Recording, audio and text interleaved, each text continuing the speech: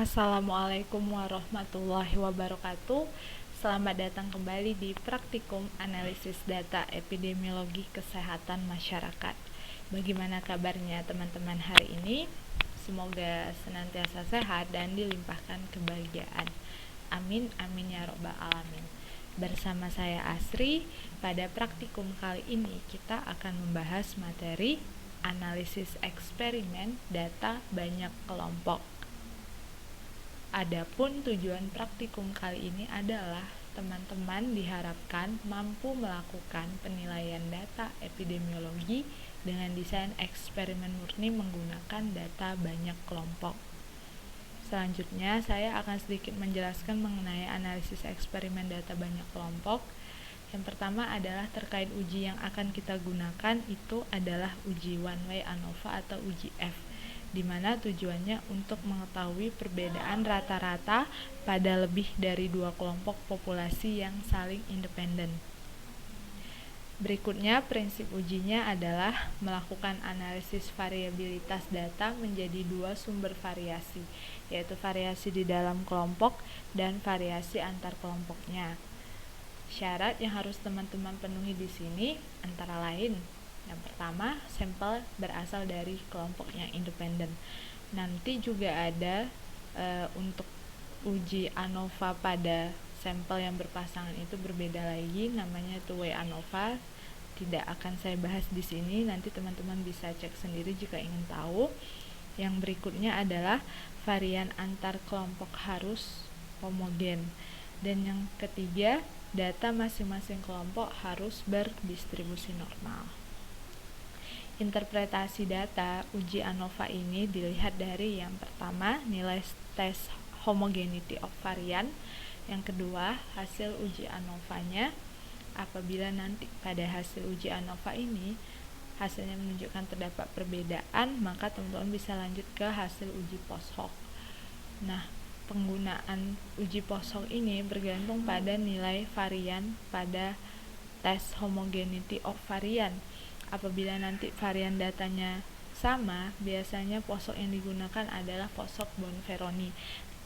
Sebaliknya, apabila nanti varian data berbeda, biasanya post hoc yang kita gunakan adalah post hoc Temhen. Sebenarnya uji post hoc itu banyak ya teman-teman, nanti bisa cek sendiri di SPSS-nya, tapi untuk kedua yang saya sebutkan tadi itu yang lebih sering kita gunakan. Langsung saja di sini saya akan coba praktikkan analisis datanya menggunakan SPSS.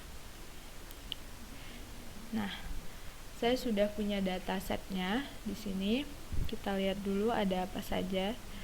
Variabelnya ada 5 variabel, yaitu variabel kode. Kode ini kode kelompok ya. Terus ada variabel ureum sebelum, ada variabel kreatinin sebelum, variabel ureum sesudah, dan kreatinin sesudah. Dataset yang saya gunakan ini masih sama dengan dataset pada video tutorial sebelumnya, yaitu percobaan pemberian ekstrak energi pada mencit, di mana bedanya di sini kelompok subjek mencitnya saya bagi menjadi 3 kelompok. Kode 1 itu untuk kelompok kontrol, kode 2 untuk kelompok 1 saset, dan kode 3 untuk kelompok 2 saset. Nah, langsung saja, tujuan analisis uji saya kali ini adalah saya mau melihat perbedaan rata kadar kreatinin sesudah pada kelompok kontrol, kelompok 1 saset, dan kelompok 2 saset. Seperti biasa, nanti sebelum teman-teman melanjutkan analisis ujinya dan mendapatkan hasilnya, silahkan dibuat terlebih dahulu sistematikanya yang runtut, mulai dari tujuannya apa, variabelnya apa nanti, lalu hipotesisnya apa. Nah, langsung saja, karena data kita numerik, berarti seperti biasa kita harus melihat distribusi datanya terlebih dahulu. Teman-teman silahkan lakukan uji normalitas, analyze, descriptive statistic, explore. Nah, variabel kodenya dimasukkan ke factor list, kreatinin sesudahnya dimasukkan ke dependent list. Jangan lupa di plotnya teman-teman centang yang normality plot with test, terus di continue, terus oke.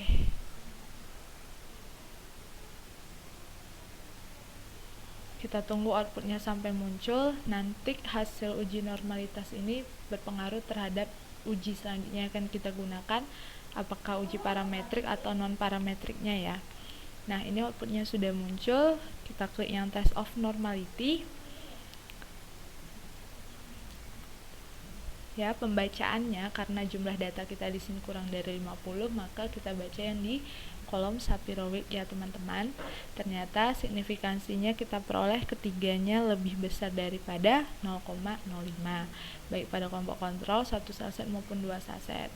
Jadi dapat disimpulkan bahwa ternyata data kadar kreatinin sesudah pada ketiga kelompok, yaitu kelompok kontrol 1 saset dan 2 saset berdistribusi normal.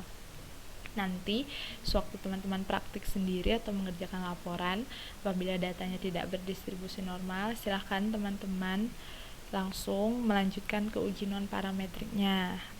Ya, apa uji non parametrik dari one way ANOVA? Ya benar, uji Kruskal-Wallis ya. Nanti silahkan, karena ini data yang saya coba berdistribusi normal, maka saya akan lanjut ke uji ANOVA-nya. Langsung saja klik analyze, pilih yang compare means, pilih one way ANOVA. Nah, ini tadi karena saya sudah coba ya, makanya sudah ada, saya reset dulu. Nah, kode ini bisa dimasukkan ke vektor, terus yang kreatinin sudah dimasukkan ke dependent listnya. Kita pilih menu option. Di sini yang kita centang adalah homogeneity of variant test, supaya kita memunculkan nilai homogeneity of variannya untuk mengetahui varian datanya tadi. Di continue, lalu di OK. Kita tunggu outputnya muncul. Nah, sudah ada, kita ke tabel tes homogeneity of variannya. Ternyata signifikansi kadar kreatinin sesudah pada ketiga kelompok itu sebesar 0,943, nilainya lebih dari 0,05. Maka kita dapat mengasumsikan bahwa ternyata varian data kreatinin sesudah pada ketiga kelompok adalah sama. Selanjutnya kita bisa lihat hasil uji ANOVA-nya di tabel ANOVA. Di sini kita lihat hasil signifikansinya sebesar 0,00, nilainya lebih kecil dari 0,05. Maka dapat kita simpulkan bahwa ternyata terdapat perbedaan rata kadar kreatinin sesudah pada kelompok kontrol 1 saset dan 2 saset. Nah, kita sudah menemukan nih, ternyata memang ada perbedaan rata kadar kreatinin sesudah pada ketiga kelompok tersebut. Untuk mengecek lebih lanjut, kira-kira perbedaan rata antar kelompok itu berapa dan bagaimana, kita langsung melakukan uji posoknya. Caranya sama, teman-teman klik analyze, pilih compare means, pilih one way ANOVA. Nah, di sini ada kotak posoknya, silakan diklik. Nih, yang tadi saya bilang, jika varian data itu sama, jika varian data itu berbeda. Nanti kita jumpai bahwa varian data kita sama, maka kita bisa centang yang posok Bonferroni. Nah, di sini banyak yang saya bilang tadi kalau posok itu banyak, tapi biasanya kita pakai yang Bonferroni. Untuk yang berbeda itu biasanya nanti kita pakai yang Tanhan. Nah, langsung saja dicentang yang Bonferroni, terus di continue. Kalau sudah tinggal di OK kan. Nah, kita ke tabel multiply comparison pada hasil posoknya. Sini sudah muncul ya antar kode kelompok kontrol dengan 1 saset, kode kelompok kontrol dengan 2 saset. Saya rasa teman-teman untuk pembacaan tabelnya sudah mengerti di sini. Langsung saja kita cek satu-satu. Yang pertama, perbedaan antara kelompok kontrol dan 1 saset, kita lihat pada nilai signifikansinya itu diperoleh sebesar 0,005, di mana nilainya ini lebih kecil daripada 0,05, sehingga kita dapat menyimpulkan bahwa terdapat perbedaan rata kadar kreatinin sesudah antara kelompok kontrol dan 1 saset.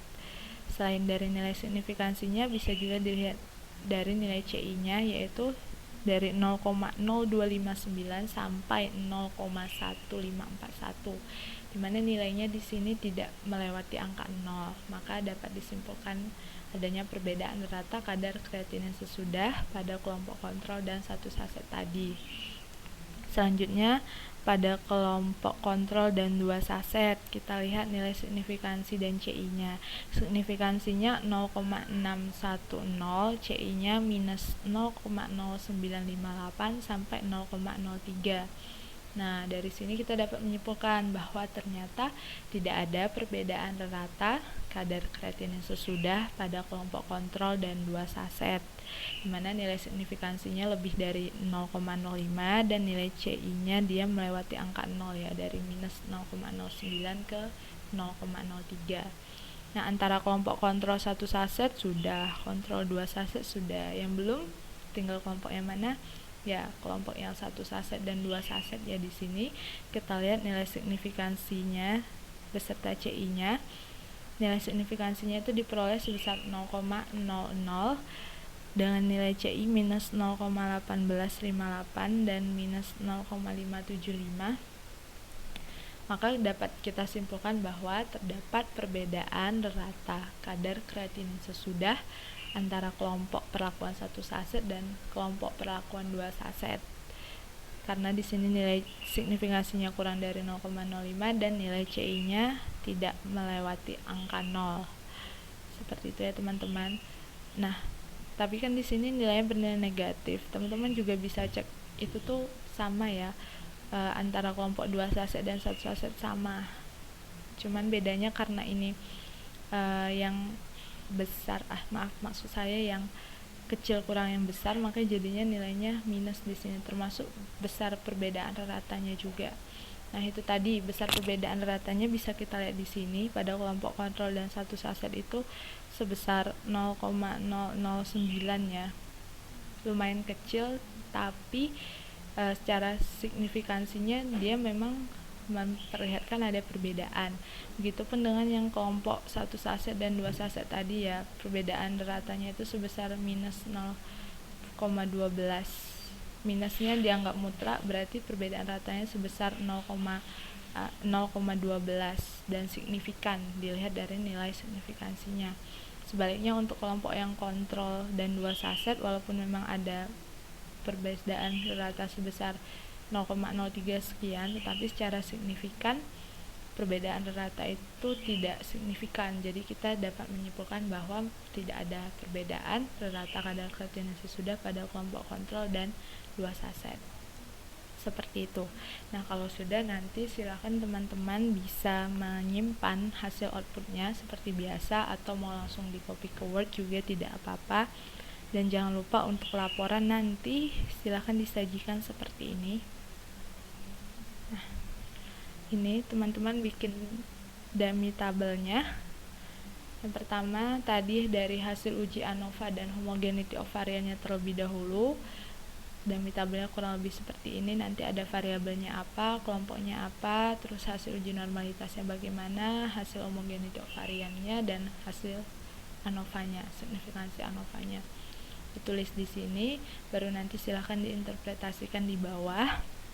Kalau tadi interpretasinya kesimpulannya seperti ini, hasil analisis menunjukkan bahwa terdapat perbedaan rata kadar kreatinin sesudah pemberian ekstrak energi pada kelompok kontrol, perlakuan 1 saset, dan perlakuan 2 saset.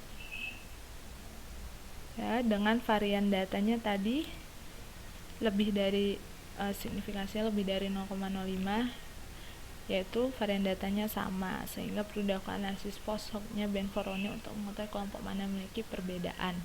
Nah, untuk hasil uji post hoc-nya bisa dibuat tabel seperti ini nanti. Variabelnya apa, terus antar kelompoknya tadi bagaimana, lalu hasil uji post hoc-nya, jangan lupa dimasukkan nilai confidence intervalnya juga dan diinterpretasikan seperti itu. Silahkan dibuat seinformatif mungkin. Untuk pembahasannya silahkan disesuaikan ya teman-teman dengan hasil analisis data yang kalian gunakan nanti. Seperti itu. Nah, silahkan nanti untuk lebih lanjutnya teman-teman bisa melakukan praktik secara mandiri di PC kalian masing-masing ya. Jika teman-teman menemukan kendala atau pertanyaan lebih lanjut, bisa menghubungi asisten maupun dosen. Saya mewakili dosen dan asisten lainnya memohon maaf apabila dalam video tutorial kali ini banyak terdapat kekurangan. Tetap semangat untuk teman-teman, stay healthy, jangan lupa terapkan 3M-nya, memakai masker, mencuci tangan, dan menjaga jaraknya. Sampai bertemu di praktikum selanjutnya, saya akhiri. Wassalamualaikum warahmatullahi wabarakatuh.